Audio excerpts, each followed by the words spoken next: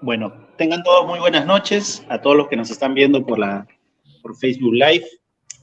Hoy vamos a abordar un tema de gran relevancia ante un hecho, creo, de gran magnitud. Vamos a abordar el tema de las desapariciones forzadas y justicia en el Perú.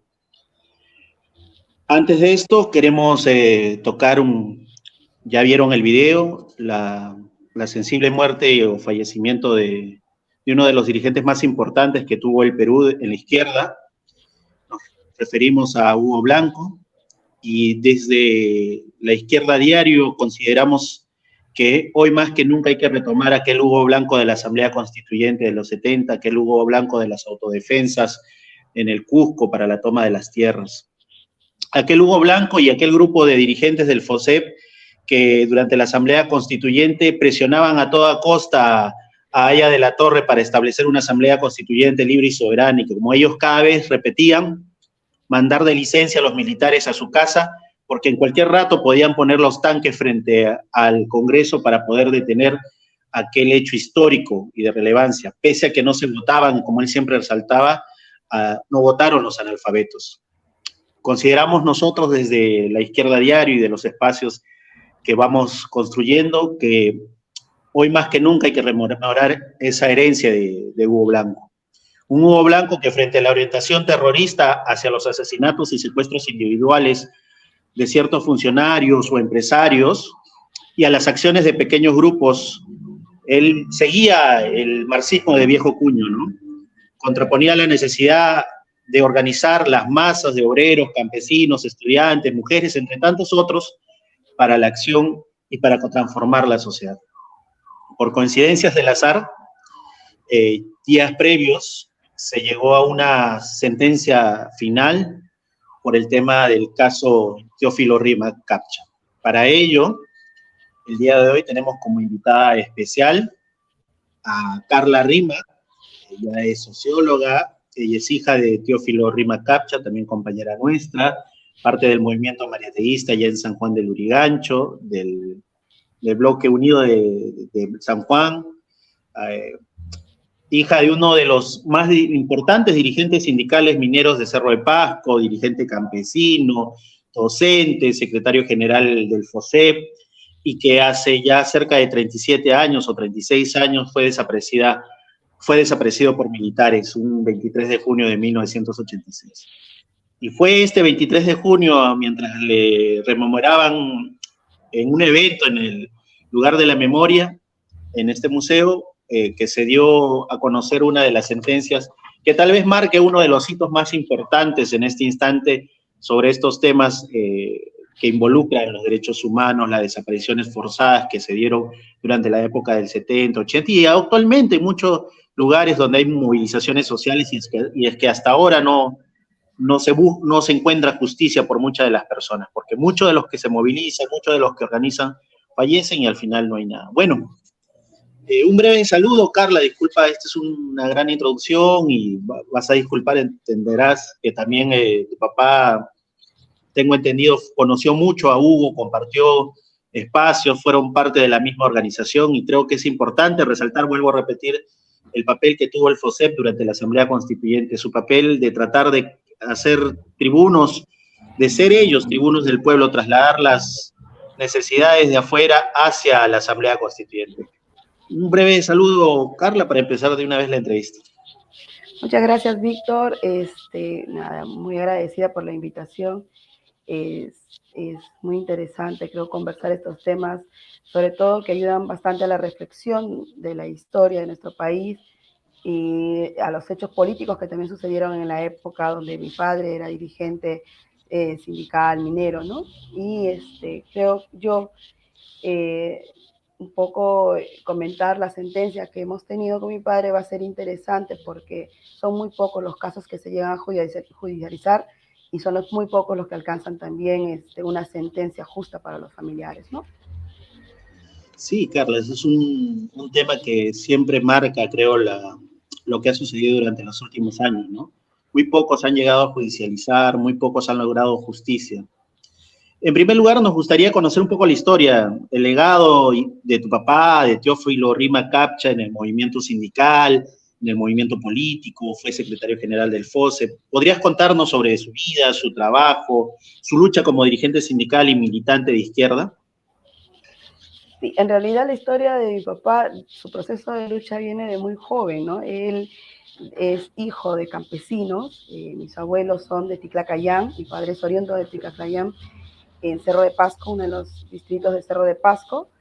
Mi padre desde muy joven ha participado en lo que es la recuperación de las tierras allá en Cerro de Pasco, ¿no?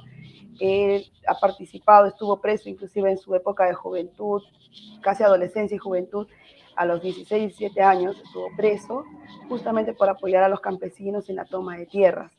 Luego de esto, mi querido padre fue también un estudiante un poco muy destacado, pero muy rebelde también, ¿no? En la época de colegio. Ahí es donde se conoce con el compañero Genaro Ledesma, él fue su maestro en el colegio. Y es él quien le va brindando y le va también abriéndole la curiosidad a su rebeldía y va formándolo políticamente, ¿no? Entonces, Genaro es el que empuja un poco esta rebeldía de mi padre, ¿no? Le enseña en secundaria y luego mi padre se traslada a Trujillo a estudiar Derecho. Y es ahí donde también es parte del movimiento estudiantil. Él es de la promoción de Breña Pantoja, ¿no? El compañero Breña, se conocen, ¿no? Estuvieron ahí en la época más rebelde. No sabía que Breña era de la Universidad Nacional de Trujillo. No, eran de esa época, te cuento, Ah, ¿no? ya. De la época en que estaban ahí los estudiantes, esa También promoción, ¿no? participó en la FEP, entonces. Así es, sí, Mira. así es. Mi padre también participó, son de esa promoción, ¿no? De jóvenes, y bueno, en esa época jóvenes, ¿no? Entonces eran compañeros, ¿no? Y de ahí mi padre sale expulsado también en una de las tomas de la Universidad de Trujillo, porque él tomaron toda la universidad y bueno, los dirigentes, como es costumbre en las universidades, pues en esa época los expulsaban, ¿no? Entonces mi padre vuelve a Cerro de Pasco y estudia la carrera de educación, ¿no? Donde luego se convierte en docente de la Universidad Carrión y también fue maestro secundario, ¿no? Entonces mi padre empieza también a ligarse mucho con la lucha de los mineros, ¿no? Entonces mi padre, antes de volver a estudiar, se fue a trabajar a las minas y fue ahí donde tuvo el contacto con los mineros, ¿no? De Milpo, sobre todo de Milpo. Y es donde él funda el sindicato de mineros metalúrgicos del Perú. Él es el secretario de Defensa, ¿no? Y luego termina siendo secretario general también, ¿no? Entonces, a él lo nombra secretario de Defensa porque como había estudiado Derecho, él podía orientar al gremio en las luchas y de sus reivindicaciones, ¿no? Entonces, es por ahí donde él también se liga mucho con los mineros de Milpo, ¿no? También en todo el proceso el FOSEP se iba fortaleciendo en los años 80 más o menos, 75 por ahí, ya estaba fortaleciéndose el FOSEP, empieza a crecer y mi padre milita dentro del FOSEP en esa época, ¿no? Casi en los 75, 76 mi padre ingresa al FOSEP con fuerza, empiezan a trabajar allá con Genaro y con muchos compañeros, mi mamá también se pliega en esta lucha y es donde conocen a Hugo Blanco también en el año 80, cuando están empezando todo el proceso de lucha en el centro, el tema de la recuperación de la lucha de tierras, ¿no? En los 80 más o menos Hugo va a Cerro de Pasco, se conoce con mi padre, porque él también era parte del FOSEP ya en esa coalición que estaban haciendo, Y Cochero, Cuadras, todos los sí, dirigentes gremiales, sindicales del Perú. inclusive también estaban con Gadea, ¿no? Con Ricardo Gadea, que también se había Ya. plegado en ese grupo, ¿no? Mm. Entonces, mi padre conoce a Hugo Blanco, comparte, mi madre me cuenta que ellos han bajado a diferentes distritos juntos para poder dar la bienvenida al mítico, pues, compañero Hugo Blanco, ¿no? El que todos conocían, al campesino que había llegado, supuestamente a hacer, estaba llegando a mover mucho a los campesinos de Cusco, ¿no? Y me cuenta mi mamá, pues, que el compañero Hugo Blanco era muy alegre, era una persona muy campechana y con mi padre se llevaban muy bien, ¿no? Tenían sus discusiones también y sus intercambios de opiniones, pero a la vez también llegaban a converger en la unidad por la lucha y la reivindicación de los campesinos, ¿no? Estuvieron en varios meses en Pasco haciendo bajadas a diferentes distritos y comunidades, y es donde mi papá también se va haciendo conocido, ya en Cerro de Pasco mismo, ¿no? Y es donde en uno de los encuentros del FOSEP, él es nombrado secretario general provincial de Cerro de Pasco, ¿no?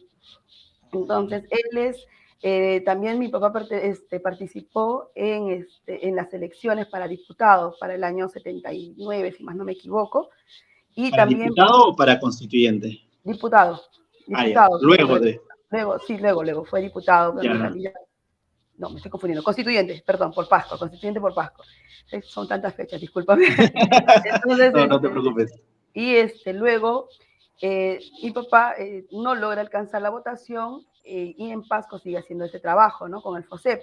Luego se liga con ya tenía una ligación muy grande con los campesinos también en Cerro de Pasco, porque habían logrado, habían logrado en uno de las tomas de tierra, habían logrado bueno, mi mamá me contó que habían logrado tomar y despojar, recuperar varias tierras ya en la parte de Rancas, de diferentes zonas de Pasco, ¿no?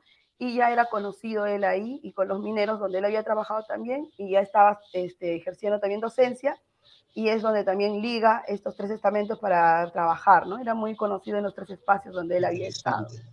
Sí. O sea, una actividad de sindical, gremial, militante y a tiempo completo, tu papá. Sí, sí, en esa época la militancia era a tiempo completo y como se dice, le sacaban más horas al día, ¿no? La militancia era al 100% porque mi papá creía en un proyecto político de izquierda, ¿no? Entonces él trabajaba en base a ese proyecto político. Y fue ahí donde él, pues, en este proceso de lucha ha ido convergiendo con varios compañeros también, ¿no? Y conociéndose con varios compañeros también. Interesante porque, como decía al inicio, ¿no? Esta camada de jóvenes que se articularon alrededor del FOSEP, a diferencia de otros sectores que buscaban en la actitud individualista de un mesías y todo, empezaban a organizar, a discutir, a bajar a bases, y creo que esa es la experiencia que hay que recuperar de esa generación, de este grupo, ¿no? Porque y buscaba ahora los diarios de debate donde había participado Hugo Blanco, Cuadras, Napurí y otros. La actitud era de hacer parlamentarismo popular, parlamentarismo vinculado a la población, no tanto presentar el proyecto de ley o negociar debajo de mesa, ¿no? Eso totalmente cambió y creo que un poco lo de tu papá hay que marcar eso, ¿no? Esa insistencia por la organización, esa insistencia por la autoorganización. En las redes nuestras, te comento, se acercó, por lo de Hugo, se acercó y en pocas palabras le dijeron terrorista. ¿No? Hay una diferencia diametral, porque Hugo atacó y este sector del FOSET atacó a las actitudes terroristas. Dentro de esta, tengo una pregunta, ¿no? La desaparición de tu papá, y evidentemente han habido otros crímenes similares cometidos en la historia del Perú, ¿no? Recientemente también han habido algunos hechos muy fuertes políticamente en nuestro país, donde han perdido la vida una gran cantidad de personas, dejan huella en la vida de la familia, ¿no? ¿Qué huella ha dejado esto en tu vida? ¿Cómo has lidiado un poco el dolor? Y algo que es importante, ¿no? que generalmente se apaga con algunas dádivas, algunos incentivos económicos que suelen dar el gobierno, como lo dio hace poco con los más de los 70 fallecidos que hay, ¿no? Que es el tema de la búsqueda de justicia a lo largo de estos años. ¿Cómo has lidiado con esto, ¿no? El dolor y la búsqueda de justicia a lo largo de los años. Tengo entendido que para el momento que fue la desaparición forzada, tú tenías alrededor de 3 años, ¿no, Carla? 3 años. ¿Sí? ¿Nos podrías comentar un poco esto, no? Porque creo que es uno de los temas que muy poco se ha tocado, cómo buscar justicia y lidiar con el dolor. Son varios temas, son varias preguntas que has hecho. Yo, antes de pasar a contestarte, quiero recalcar algo muy importante que he aprendido a lo largo de las historias que me han contado de mi padre, compañeros suyos, ¿no? Amigos, sobrevivientes, inclusive los que han estado con él en la época de la tortura, cuando lo torturaban en la base militar. Y ellos me decían, ¿no?, que muchos de los cuadros políticos de la época eran formados en el calor de la lucha, ¿no? Muchos cuadros políticos, aparte de salir a marchar y militar, también se formaban entre la práctica y la teoría, ¿no? Muchos de los campesinos que salieron también dirigentes de la zona de Cerro de Pasco eran cuadros que iban subiendo de nivel. Primero eran militantes de base, luego han ido siendo dirigentes de base y luego subieron dirigente sindical y luego inclusive algunos candidateaban, pero bajo todo ese proceso había una formación política que hoy en día no se da. Que hoy en día cualquier es candidato porque inyecta sus 1.500 soles, sus 5.000 soles y es candidato para 15.000 o soles, 15.000 soles, 20.000 no sé, soles. ¿no? Lo que valga la curul, ¿no? Entonces, ¿qué diferencia, no? ¿Qué diferencia de Y la siempre época? mandan un economista a cobrar, ¿no? Siempre hay uno, ¿no? Siempre hay un Bueno, economista. sí. Bueno, y respondiendo un poco a tus preguntas, ¿no? ¿Cómo lidiar el tema de búsqueda de justicia con el dolor? Como comentaste, para mí es muy difícil hablar de este tema, ¿ya? Ahorita lo estás haciendo bien, un poco distinta muchas veces que me han entrevistado y de verdad es muy difícil hablar del tema de mi papá. No suelo dar las entrevistas, mi mamá es la que maneja estos temas porque yo caigo en me bloqueo, ya voy a intentar no hacerlo. Entonces, yo quedé huérfana a los 3 años. Quedamos mi hermano mayor de 5, yo de 3, Tania de 1 y Libertad de 4 meses de embarazo. Mi mamá no sabía que estaba embarazada, inclusive, ¿no?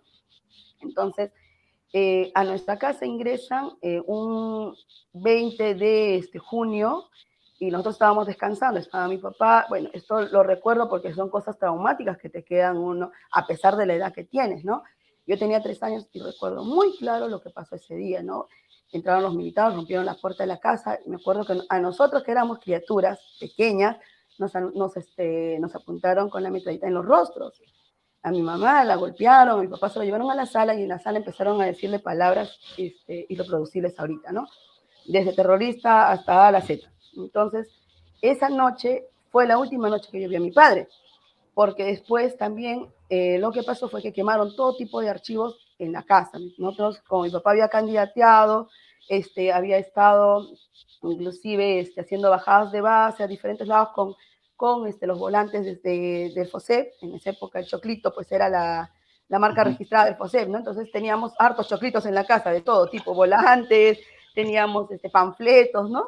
Y todo eso quemaron, rompieron la pequeña biblioteca que tenía mi padre con sus libros Al estilo rojos, de nazi. pasta. Sí, todo lo Al quemaron. estilo Las nazi. fotos de mi padre, sus fotos, las fotos familiares, todas las rompieron, las quemaron. Se dieron un tiempo porque el allanamiento duró siquiera un par de horas para destrozar todo.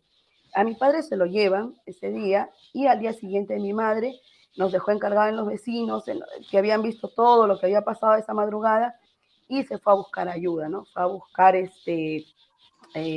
ayuda pues a la prefectura, fue con los abogados, colegio de abogados, fue a diferentes zonas, a la iglesia, ¿no? Para poder ver si salvaba a mi papá, porque ya la base militar de Carmen Chico estaba funcionando, ¿no? Allá en Cerro de Pasco, se había instalado en el año 96. Entonces, como había habido un atentado días antes, más o menos en la quincena, creo, de junio, habían muerto 3 militares en ese atentado terrorista, ¿no? Y habían estado haciendo seguimiento a todos los dirigentes y a mi padre le quisieron echar la culpa de ese atentado. Entonces, levantan a mi papá, se llevan a diferentes dirigentes campesinos, mineros, su primo, inclusive a mi papá que era dirigente campesino, y colegas y compañeros de la universidad también, ¿no? A mi papá se lo llevan y mi papá, por lo que han contado y por lo que ha sido tan desgarrador escuchar, en el juicio las torturas que han sufrido, muchos de ellos dicen, no, a nosotros nos torturaron poco, a Teófilo fue el que más, con el que más insaña tuvieron. ¿Por qué? Porque a Teófilo cada vez que llamaban lista a los detenidos los llamaban Terruco 1, Terruco 2, Terruco 3. Y cuando decían Terruco 3 se referían a mi padre. Mi padre decía, yo no soy Terruco, yo me llamo Teófilo Rimacapcha, soy dirigente sindical, soy fosepista, que no sé cuál. Mi papá reclamaba eso y cada vez que reclamaba eso lo llevaban al cuarto de torturas a golpearlo. Y cada vez regresaba maltrecho, golpeado. No voy a decir qué tipo de torturas han sido, porque Ojo, es muy fuerte. A mí un poco misma, ¿no? para marcar, Carla, es el año 1986. 86, así es. O sea, ya había pasado el gobierno militar, ya Así había es. pasado todo lo que era el Plan Cóndor y aún continuaban con estas lógicas y aún mantienen algunos sectores, mantienen mucho esta ideologización, porque más allá que ellos digan que tienen la razón, es una concepción ideológica que tienen frente a las posturas de izquierda.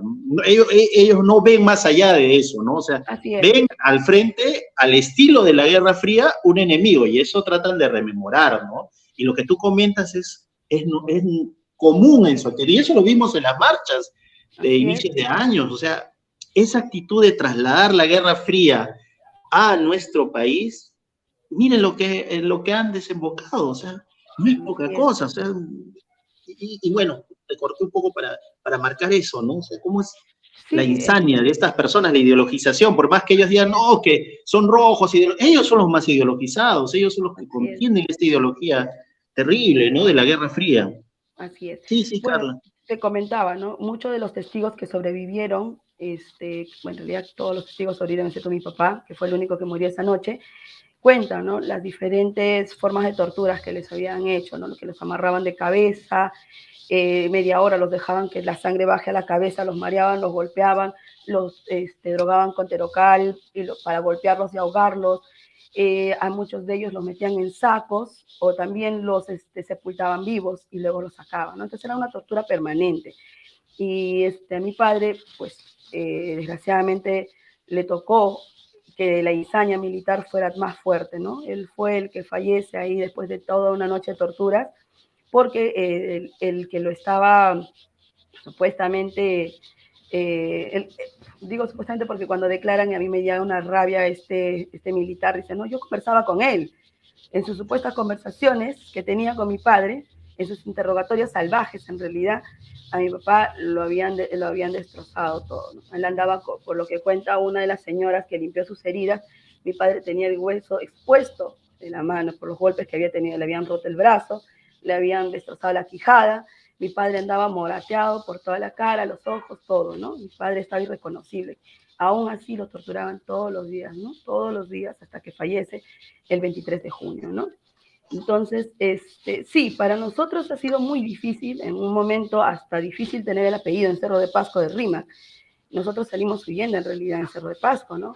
Porque apellidarse Rímac era pues, ser la hija del terruco, ¿no? Ser la hija del terruco, ser la esposa del terruco, o ser la familia terruco. Así es, así es. Me acuerdo que el vaso que derramó, la gota que derramó el vaso fue el año 90, que mi madre estaba, justo mi mamá era docente en Cerro de Pasco, de secundaria, en el Colegio María Parado de Bellido. Lo recuerdo muy claro porque los militares vuelven a entrar a nuestra casa, porque mi mamá empezó a hacer el proceso de denuncia, a seguir el caso de mi papá, pese a que ya le habían amenazado varias veces, ¿no? Y había pasado todo esto, mi mamá seguía haciendo la denuncia del caso de mi padre. Y vuelven a entrar a la casa y mi mamá tenía justo ese día una reunión de promoción en el colegio de sus alumnos, ¿no? Y llegó tarde. Y nosotros estábamos en casa esperándola a ella, porque nosotros solíamos esperar a mi mamá, mis tías nos dejaban una hora y mi mamá como que llegaba a esa hora, ¿no? Entonces, otra vez los militares de una patada rompen la puerta y estábamos mi hermano Iván, Tania, yo y Libertad Pequeña, ¿no? Nos vuelven a apuntar con las armas en el rostro y nos dicen, ¿dónde está tu terruca madre? Nos dicen, ¿dónde está la terruca?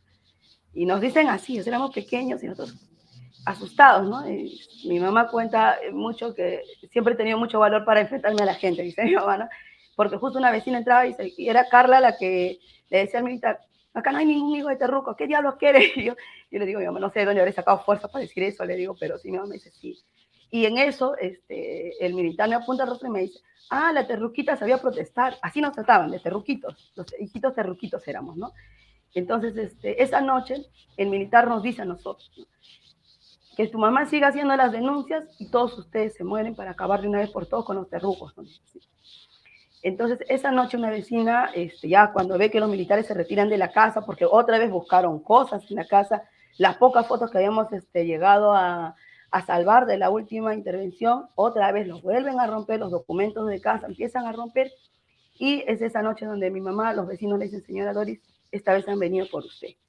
No venga a la casa, los chicos se van a quedar acá con nosotros, ¿no? Los vecinos nos cuidan esa noche, y mi mamá se va. Me acuerdo que estaba con mi ser en esa época, que era de la parroquia, estaba varios amigos aliados a mi mamá, y es que a mi mamá la sacan de Cerro de Pasco en una ambulancia vendada, haciendo pasar que había tenido un accidente muy grande, y como en esa época el toque de queda, los militares revisaban las ambulancias, los carros que pasaban hacia Lima, y mi madre pasó vendada, dijeron que había tenido un accidente muy grande, que ella no podía, que nadie la podía ver porque se podía condenar, le hicieron una historia, y es como mi mamá sale de Cerro de Pasco. Y nosotros nos quedamos. A los 6 meses, 7 meses, nosotros ya nos reunimos con mi mamá acá en Lima, ¿no? Y este trabajo también de emigrar a Lima fue difícil, porque cada persona que venía migrando a Lima también era estigmatizada. El racismo el racismo y el terruqueo, ¿no? Ayacuchano, por ejemplo, ¿no? Sí, sí, sí. Ah, eres de Hasta Pasco, ahora, ¿no? hasta ahora. Sí, hasta ahora. Hasta ahora. En esa época era bien fuerte, a un niño, ¿no? Yo ya había entrado aquí a un colegio en San Juan del Vigancho, a pesar de que muchos niños eran igual que yo, ya habían llegado de repente 1 año, 2 años antes que yo, ya estaban vueltos limeños según ellos, nos choleaban, ¿no? Nos choleaban, nos decían, dale, está la chola, oye, come queso, ¿no? Decía, a mí me parecía rarazo, pues, ¿no? Oye, come queso, oye, tu chuño. Yo llegaba a mi casa y decía, mamá, ¿qué cosas comen acá en Lima que les es raro que uno coma choclo, queso? Le digo, ¿qué les pasa, no?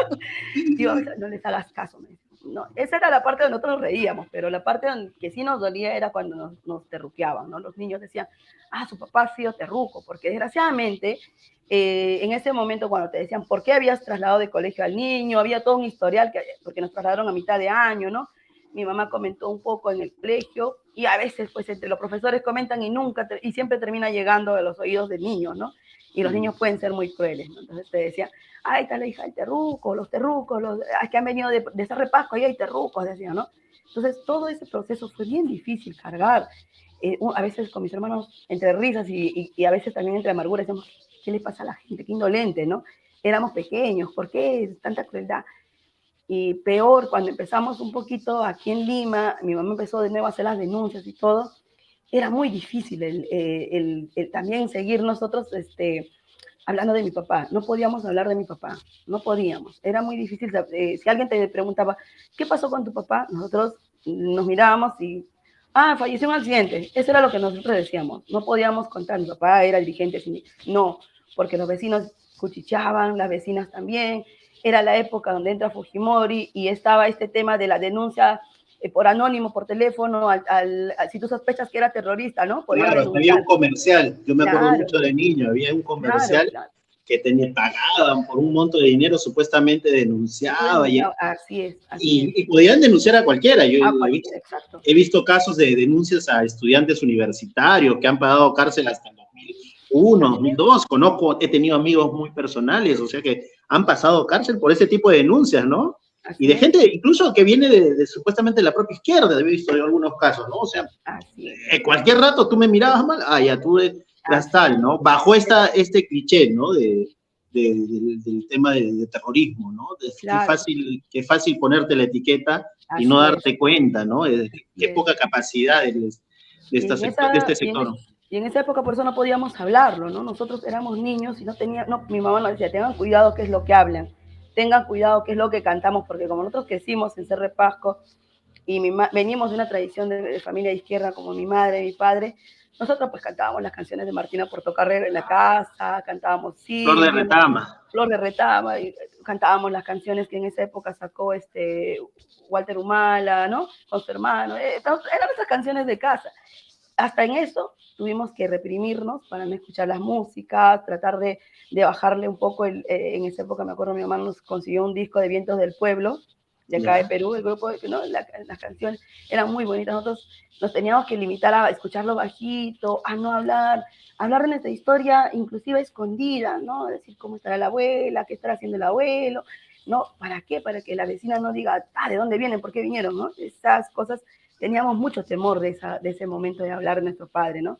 Y mientras tanto, tu mamá iba con el tema de los procesos, sí, judicializándolo. Sí. Tengo entendido que cumplió un papel muy importante y siempre tuvo en contra incluso muchos políticos, ¿no? He estado viviendo algunas entrevistas de ella, muchos políticos del APRA, de la propia izquierda, que le habían convencido, desaparecidos. Mi madre cuando fue, me acuerdo, a hablar con los compañeros de la CGTP para decirles, no, oye, desapareció un sindicalista, hagamos una marcha, apóyenme a una movilización, vamos, ¿no? Reivindiquemos su nombre, simplemente le cerraron las puertas.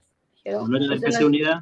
Así es, por ese mismo hecho, ¿no? Le dijo, bueno, compañera, y ustedes deben tener sus compañeros, deben tener sus compañeros, que salgan sus compañeros, ¿no? Nosotros aquí no tenemos nada que ver.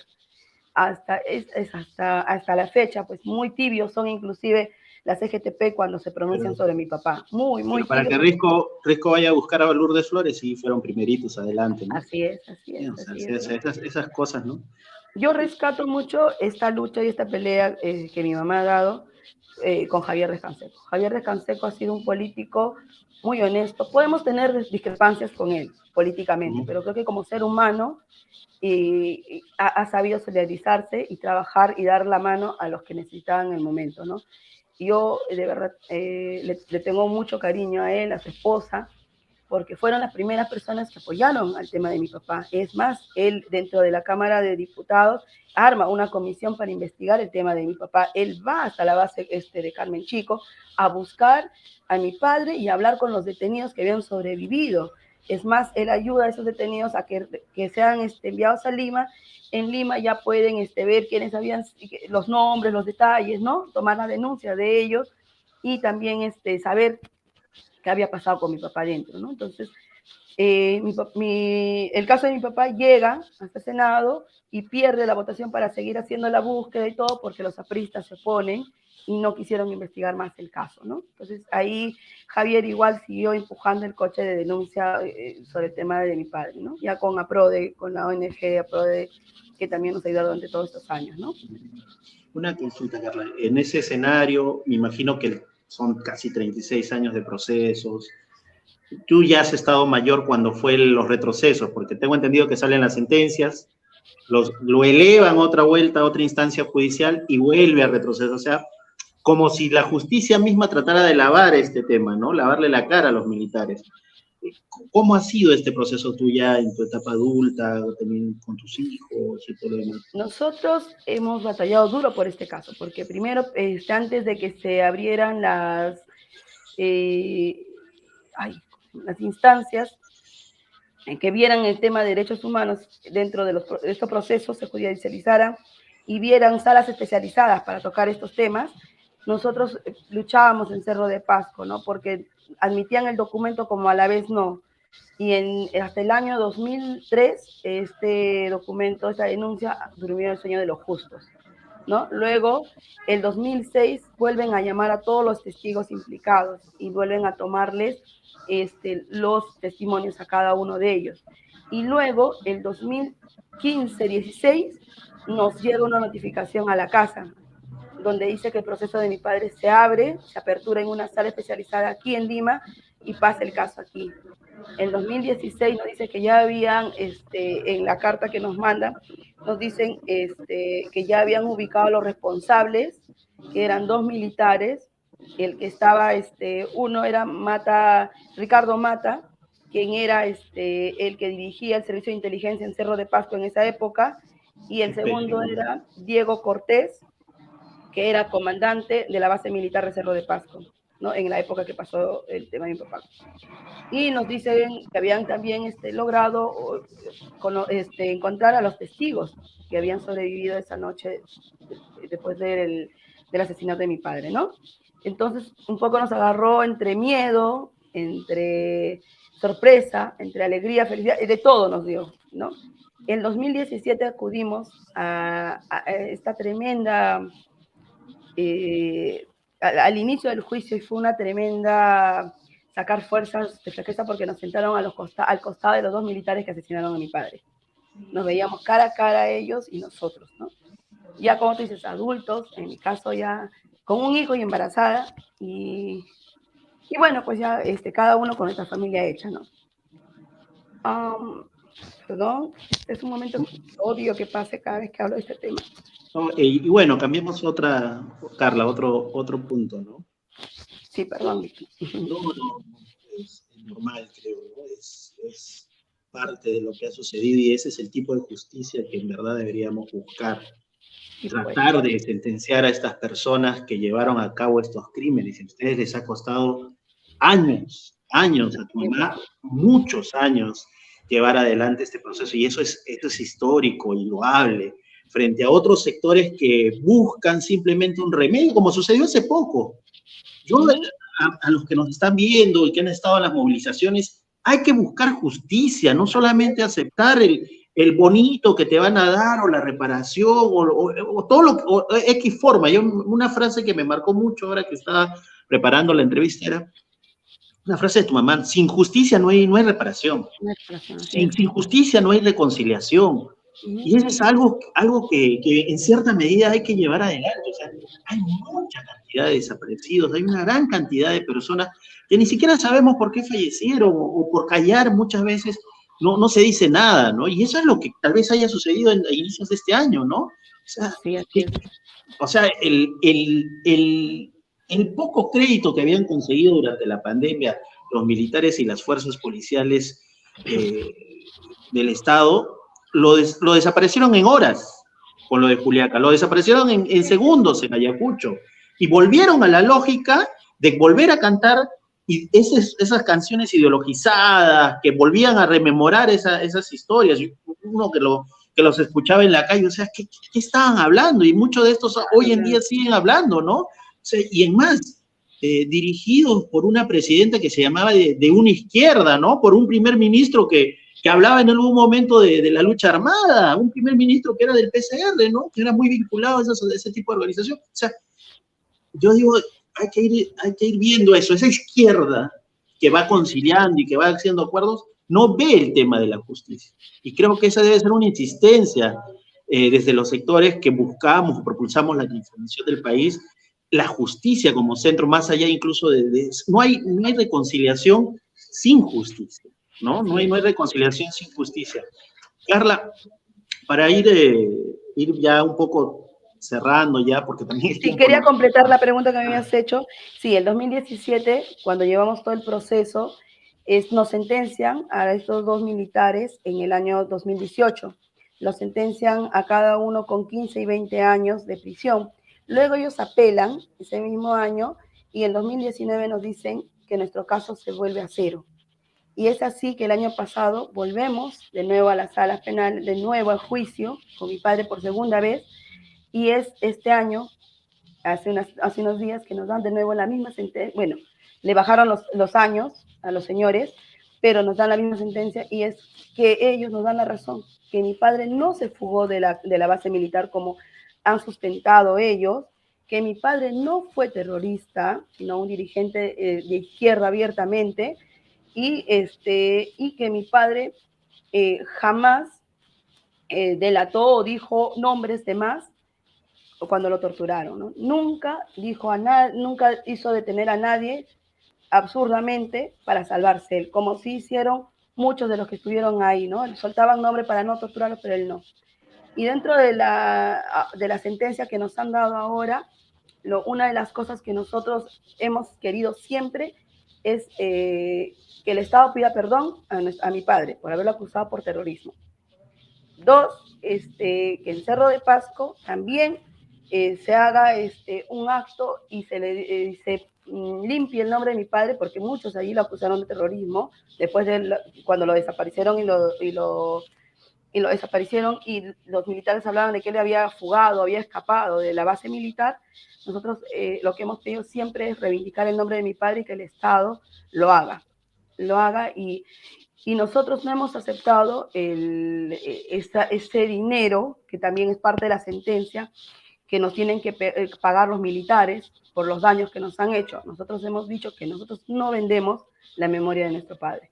Eso fue en la primera sentencia y ahora en la segunda también hemos dicho que nosotros, ni del Estado, ni de los militares, porque eso no nos va a devolver a nuestro padre. Eso quedó claro, es un acuerdo de familia, nosotros no vamos a recibir ni un centavo de ellos. Carla, es ese tipo de justicia la que debemos buscar, creo, ¿no? En este tipo de hechos, ¿no? Pues ese es el tipo de justicia. Para finalizar, ¿qué mensaje te gustaría transmitir a aquellos que han perdido a sus seres queridos debido a la violencia, a la impunidad, y aún buscan justicia, ¿no? Te comentaba los hechos de inicio de año, los hechos que han sucedido, por ejemplo, en Bagua, o sea, yo lo veo a Yehude Simón tranquilo, alguna otra está andando por ahí buscando ser candidata presidencial o era vicepresidenta de PPK. O sea, hay poco, nada de responsabilidad política frente a esto, ¿no? ¿Qué mensaje les darías a ellos? En el Perú tenemos más de 20.000 familias que aún buscan a sus desaparecidos, ¿no? Mi padre es parte de esa cifra y porque él aún está desaparecido. Nosotros no tenemos cuerpo. Nosotros lo que hemos obtenido con esta sentencia es limpiar su nombre, es que la historia se esclarezca, los motivos que él había, por los cuales a él lo asesinan. Y yo considero de todo lo que sucedió en el país en la época de los 80, 90, es por la gran indiferencia que ha habido en los países, perdón, en las provincias, ¿no? La gran indiferencia de este gobierno centralista que deja de lado a los hermanos de provincia, donde una posta, una escuela, tiene que quedar a kilómetros o a horas de caminata para que puedan acudir, ¿no? Tú mencionabas sobre Dina Boluarte, ¿no? Ella viene de una región golpeada en la época del terrorismo, tiene desaparecidos, tiene asesinados allá en Apurímac. Es la región más pobre y siguen siendo golpeados ahora en la actualidad cuando salen a marchar.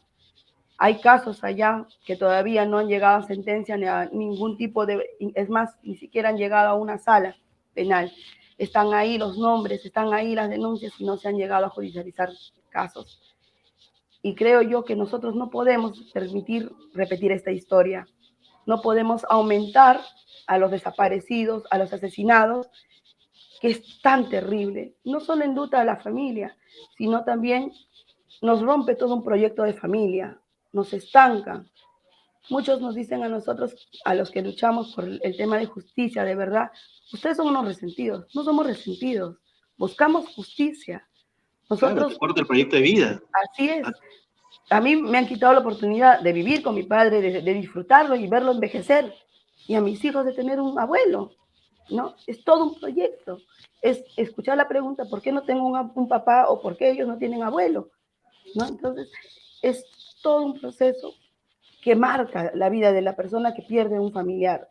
Las madres que se han enlutado en estas últimas luchas de nuestro país deben estar sintiendo lo mismo que yo, la impotencia, la rabia de que no haya un Estado que diga, estos son los asesinos, hay que castigarlos y justicia para ustedes. Al contrario, hasta ahora, todos los que tenemos familiares desaparecidos no nos dicen quién era el jefe militar de la base, quiénes eran los que estaban encargados de esa época. Nos dan solamente sus apodos de guerra, ¿no? Como Zorro Plateado, como Tanque o el Carnicero, así.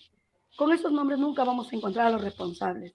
El Estado tiene la responsabilidad de velar por todos nosotros por igual, no de ocultar a los asesinos, no de seguir generando más impunidad en nuestro país, porque esto es impunidad. Las muertes que no son investigadas, las muertes que no son sancionadas con los responsables políticos, genera impunidad en nuestro país.